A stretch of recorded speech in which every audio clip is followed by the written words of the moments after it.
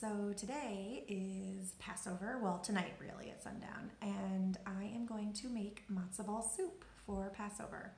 Currently we are in the global pandemic of the coronavirus COVID-19 virus going around. So we have been in our home for almost a whole month, maybe a little bit more at this point. And I've decided to give myself something to look forward to. I am going to do all the things that I normally never do for Passover, which is cook it all. I have made charoset, I have made matzah crack, and which is like the toffee chocolate covered matzah. It's so good. And I've also decided to make my dad's matzo ball soup. I have never, well, I've made this matzo ball soup one time before, but I've never done it totally by myself. The first time I did it with my friend Mandy, not Jewish, but just wanted to be adventurous with me and try it out when I made it for my old school that I used to teach for. They had a cultural potluck day where bring in something from your culture. So of course I was going to make matzo ball soup, and it was a big endeavor, and I remember how difficult it was. And I decided to do it again now anyway, even though I made it then. It was a hit. People loved it, and I'm really excited to try it again. And the one thing I am going to have Phil help me with is butchering the chicken, because that was pretty hard. And it is a step that really is crucial because it helps your broth taste delicious when that bone is kind of cut up like that. So without further ado, here we go. That's how you skin a bird. Yeah. All right. Schmaltzy, schmaltz, schmaltz, schmaltz. Looking good, Phil. Yeah. Bubble blade. Great knife. Use it for most of my hunting and fishing stuff. Okay, so my kids are watching the Daniel Tiger episode about how to keep busy when your mom is working. So, perfect time for me to make matzo ball soup. I'm going to cut up these celery, the carrots, and some onions that I've got in the cabinet that I'm going to get out in a second.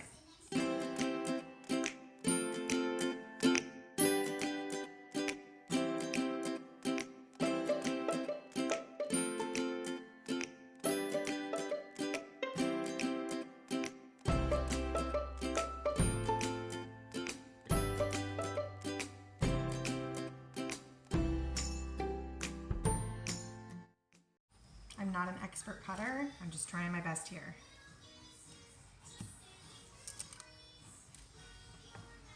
But my dad did teach me a trick, because this is his matzo ball soup after all, that you cut just in half the carrot a little bit of the ways down, and that way they're similar size even when you get to the tapered part. It's probably a trick everybody knows, but I'm not a cook, so just sharing in case you didn't know like I didn't.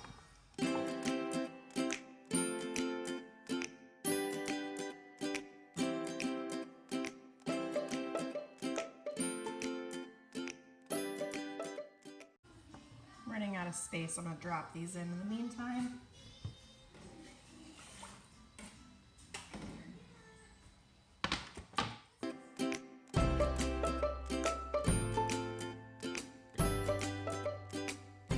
Next we have our onion, and I'm hoping I don't cry while I'm doing this for you.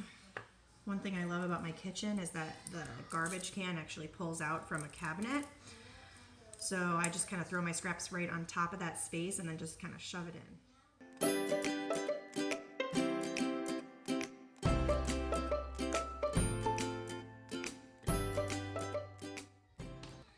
Whew, that was rough. One more. I like mine a bit oniony. Whew, almost done. Can you see it?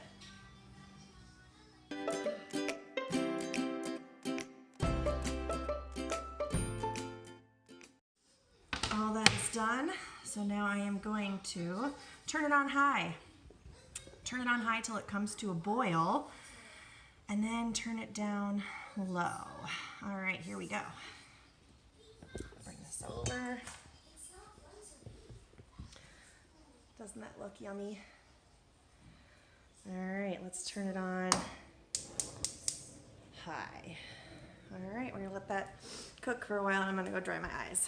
I almost forgot that garlic makes everything better. So I'm just going to quickly mince up a couple cloves of garlic, and throw that into the pot as well. So I chop off the edges, and then I can easily peel that off. This one has like some nasty stuff on it. I'm just gonna chop that side off. I'm still keeping the good stuff. Oh, do you hear that? I will go help her. Okay, crisis not averted. Why? What's wrong? Kaya poked Tali with some metal poker that she found while watching Daniel Tiger. Yeah. So I dealt with it. I separated the two. Yeah. And in the meantime, I have turned on some music. Right now I'm listening to Trampled by Turtles. And Phil, what are you doing? I'm cleaning off the probes for the beef ribs that I'm going to smoke for dinner, as well as the bottom round. I couldn't get a good brisket because Quarantine. Hashtag quarantine. And I'm not eating a ton of like solid foods yet after my surgery, but I'm gonna have some, like maybe a small piece of the meat. But Yeah, we're excited for Passover. We're gonna make it what it can be. Wasn't worth buying a whole brisket though, just for Jess to eat. So. Yeah, I would be the only one eating the brisket because my children are picky eaters, so we're not gonna go too crazy and spend tons of money on something that's just for me. So bottom round is gonna be like a poor man's brisket. Okay, poor man's brisket. I like it. It's perfect for quarantine. And I ended up grabbing another clove of garlic because the one that I had grabbed, I showed you, had a little bit of that stuff on the side, and I ended up having to cut half of it. And I like garlic, so I'm going with more. Why not, right? Also, for my dad's recipe, he used like a really small amount of water in his, and I'm using a lot more because I have a bigger pot. So I'm just gonna try to, you know, up everything just a little bit. And to mince this, I'll kind of do these like lengthwise cuts, keeping it together as much as possible. Jess, do you want to show everyone the wonderful meat we got going? The meat, yeah, just a second. All right, and then I kind of chop like this, and that minces it up really nicely. I'll take a break from that. Phil, you want to show what you got there? Bottom round, nice and dry rubbed, a little bit of olive oil. And beef short ribs, all dry rubbed. Those look so good. Ready to go. What kind of seasoning did you use? I used Soul Foods Flavors, the Frank Sullivan rub. Nice. With a little hint of the bullshit rub.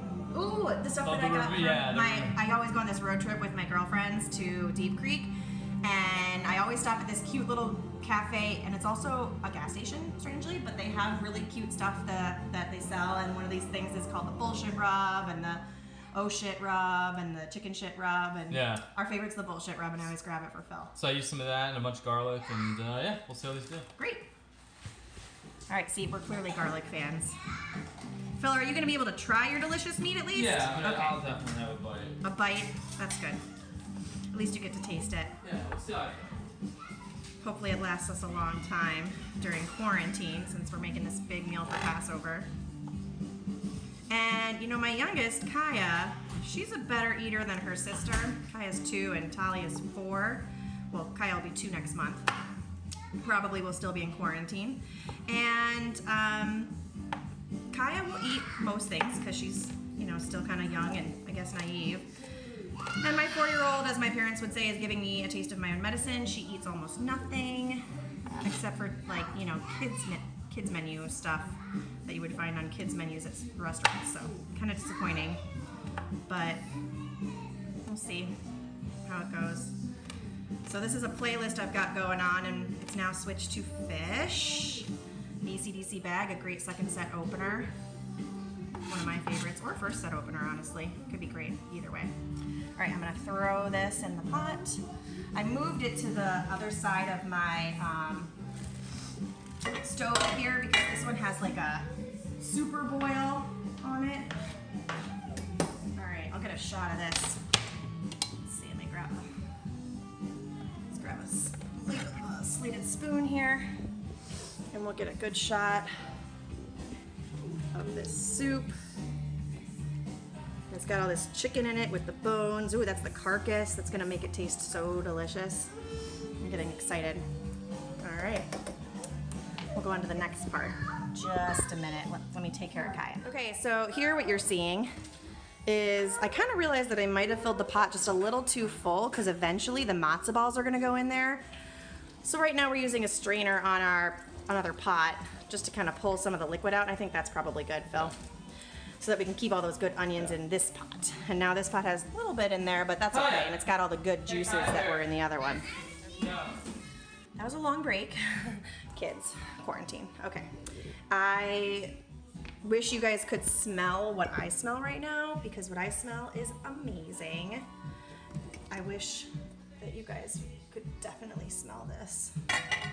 Let's see if I can get you guys up here to see what this looks like.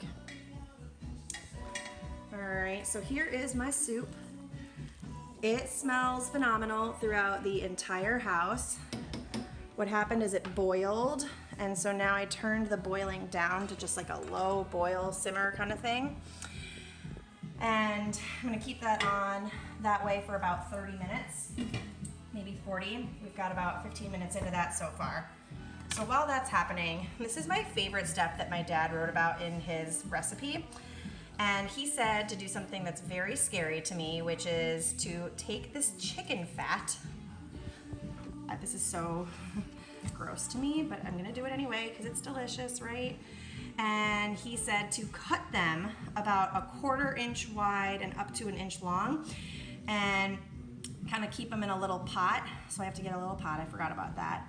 And then you're going to render this and on low simmer to get out what they call the chicken fat, which, you know, in Yiddish the Jews call the schmaltz.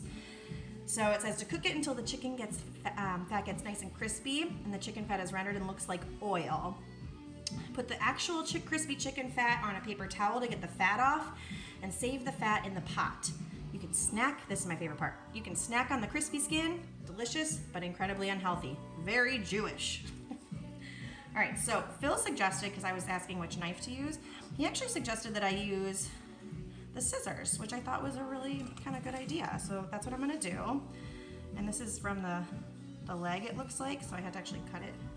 It's kind of a sphere, so I'm gonna cut little strips. I cut it to about 1 inch. And I'm just gonna work on this for a little bit while my music is playing. Right now we've got turquoise. These are kitchen scissors, by the way.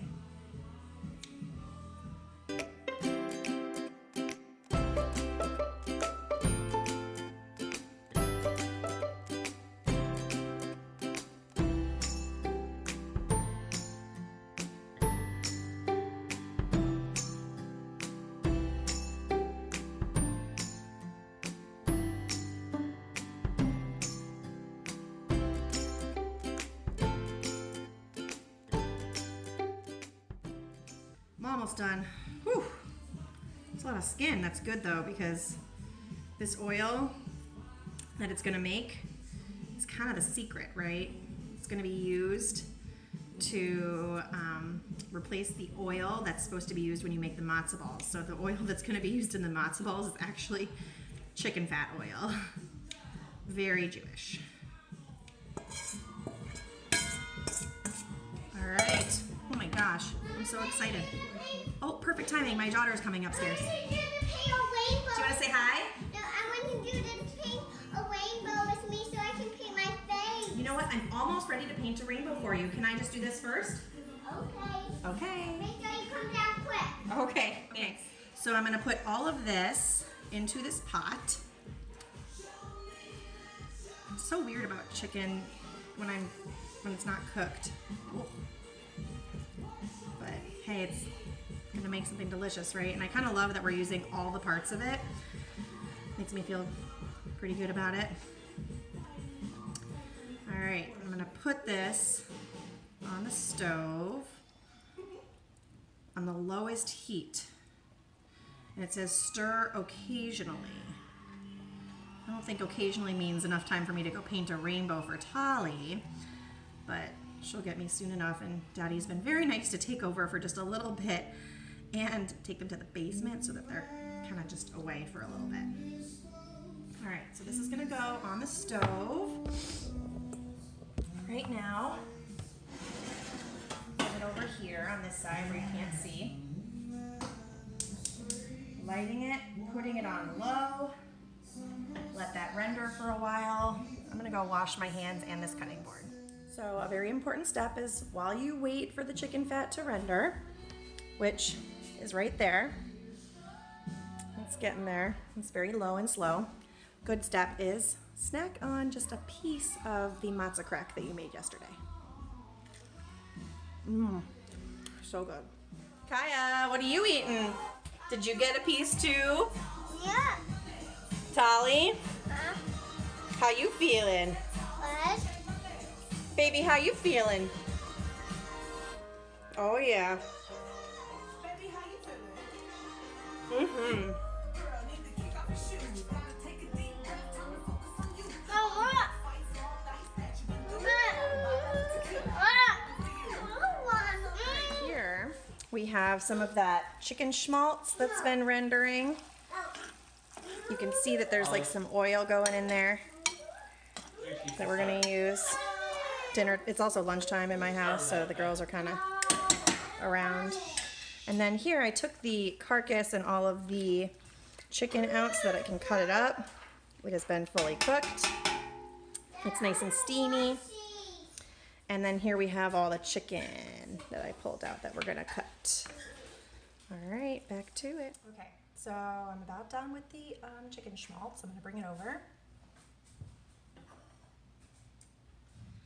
Give you guys a good peek into what that looks like right now. You can see that oil that's formed on the bottom there. So I am going to place it on this, oopsie. Trying to keep this camera upright is not an easy task. Okay.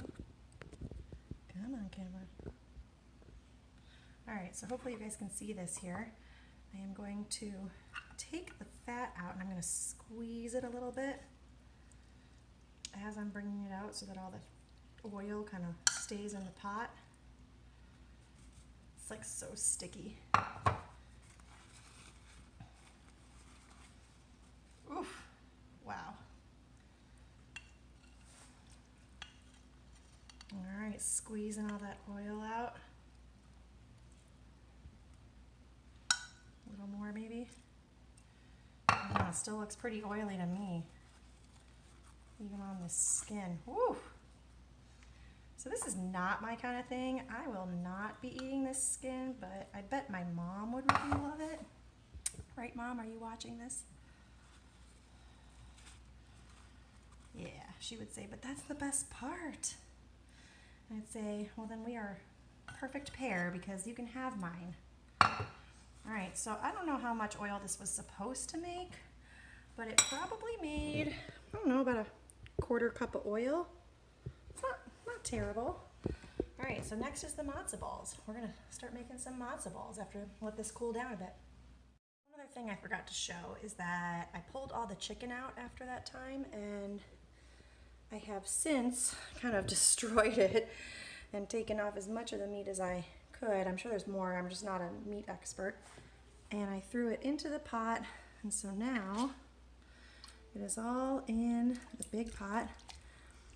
Our house smells amazing, and one thing that was disappointing was when we kind of destroyed the carcass. I think we may have destroyed the wishbone, which was like, you know, a favorite thing of mine in my childhood. My dad and I would always leave it and we'd wait for it to dry out, and then after the whole Seder we would break the bone together, the wishbone, and I would always win.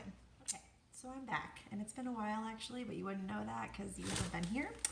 I have let the oil cool down from the schmaltz that I rendered from the chicken skin fat. And now that means that it's cool, I am ready to make my matzo ball mix. My dad said that's a very important step, is to make sure that oil is cool before using it. So I'm actually going to use matzo ball mix. It's perfectly like that. And I'm gonna follow the instructions. And it does say to make each of these, there's 2 bags in each box. It says to make them separately, but I'm going to make them together because I don't want to waste all of my dishes, because right now my dishwasher is broken. So I am going to follow the directions, which says that it's 2 eggs for each of the bags, and I'm making 3 bags. So that means 6 eggs.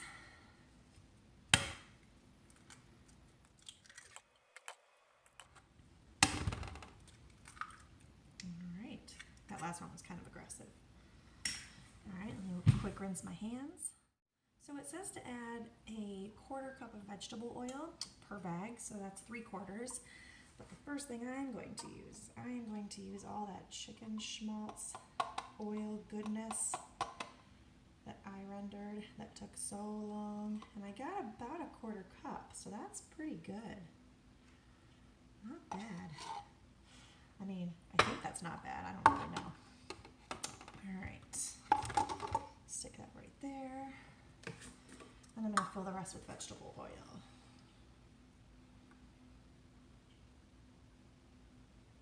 It's funny how it looks almost the same. Okay, pour that in. All right.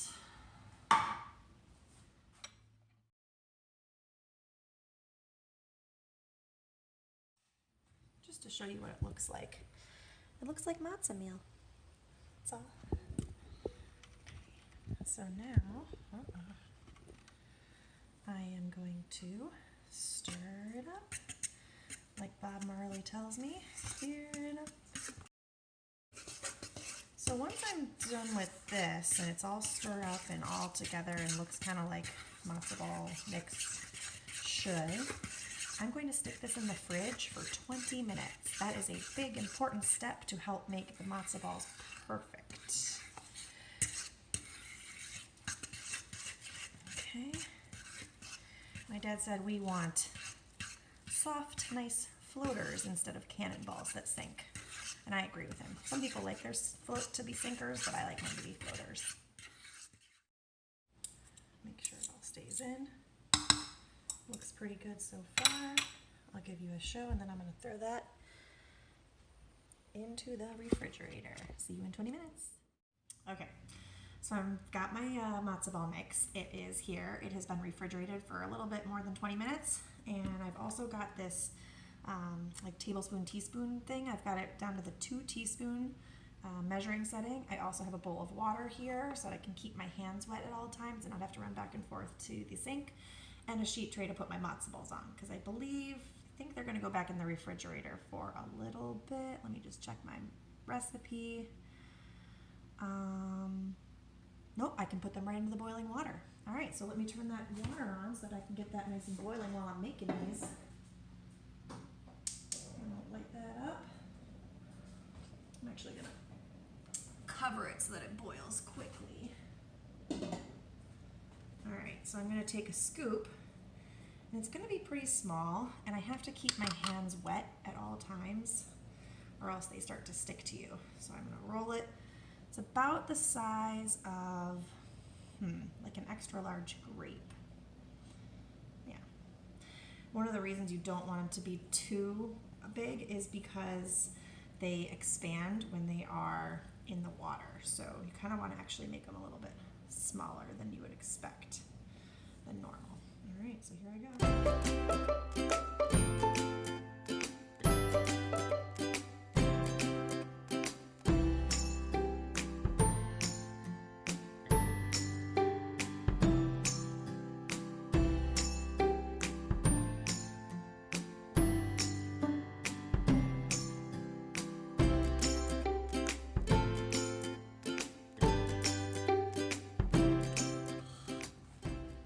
So all the matzo balls are made. They are all in a sheet tray.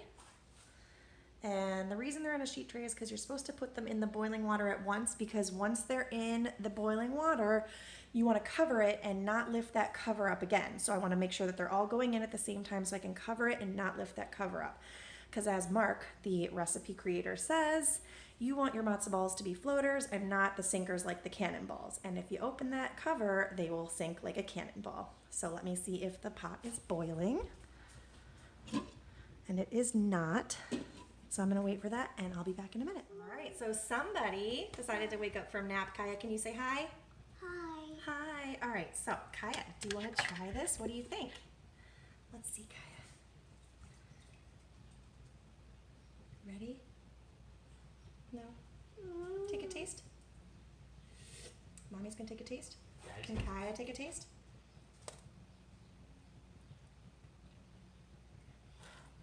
What do you think? Yummy. Yummy. Daddy wants a taste. And Oh, Tali's yeah. still napping, so Oh, yeah. she'll have to try some later. Okay, so this is boiling. So I am going to turn it down to low. Carefully. I'm gonna actually grab my mitt. I'm gonna remove the top. Leave it over here for a minute. Okay. Now, the trick here is I'm going to put kind of a bunch of them on a ladle together and then gently place them in to the bowl, or the pot rather. Now I had 49 matzo balls. Whoa, and we're quarantined, so there's only 4 of us, and who knows how many of us are actually going to eat this, because, you know, kids, they don't really eat a lot. And the reason I know that is because I'm a math teacher, and I made it into an array of 6 by 8, and I had 1 extra. So here I go. I want to see. You want to see? Come check it Oh, out. yeah, look at that. Don't they look like they're fluffing up already? Yeah. Do you think they're gonna be dense or Oh no, they better be floaters. You know, I like mine where you throw them against the wall and they bounce back and hit you in the Oh, you head. like the cannonballs? I like the cannonballs. Mhm. This is a house of floaters now. You want to take over? No. Alright, so they're all in. So now I'm going to do the cover up, which big step here because once I cover it, I'm not lifting that off for another 30 minutes and I'm putting it on low and simmer. Okay, we have some floaters. Check them out. So now I'm going to transfer them from one pot to the other using my slated spoon. Ooh, these look so fluffy and good. So I'm transferring them from the matzo ball pot to the pot that has the chicken and the vegetables. How are they, Jess? I think they look really great. Have you tried one? No, but they were floaters. Matzo ball soup is complete. Just add salt and pepper to taste and heat it up when you want. Let's stir it up for you. Let's give it a stir. It's got some chicken and veggies. And lots of beautiful floating matzo balls. Tali, come here. Thank you, Mark. Okay, so it's not Seder anymore, but we're finally sitting down when it's not crazy and we're having some soup. The girls are not because they like their mac and cheese and refused soup. But Phil and I are having some soup. So Phil, tell me about it. Pretty fantastic matzo ball soup. The matzo balls are just perfect. They're dense but fluffy at the same time. I typically like my matzo balls rock hard, but these are fantastic. The soup itself is dainty and nice, and the vegetables are properly cooked, and the chicken is well cooked. Yeah, I really Tastes like great. the density of the matzo balls. It's really good. Also, the broth, I'm just so impressed that it's kind of, I mean, a miracle. It's just made from chicken. That's really it. And some vegetables. So, I'm not a cook. I tried my best, and I'm just really impressed. Knocked it out of the park. I think it's a home run, a matzo ball soup home run. All She right. did a mitzvah on Mark's matzo ball soup. Thank you. Thank you all for watching. All right, and we're going to end with Kaya actually going to eat the soup. Now you need to do. Kaya, are you eating the soup? Is it yummy? I think that means yes.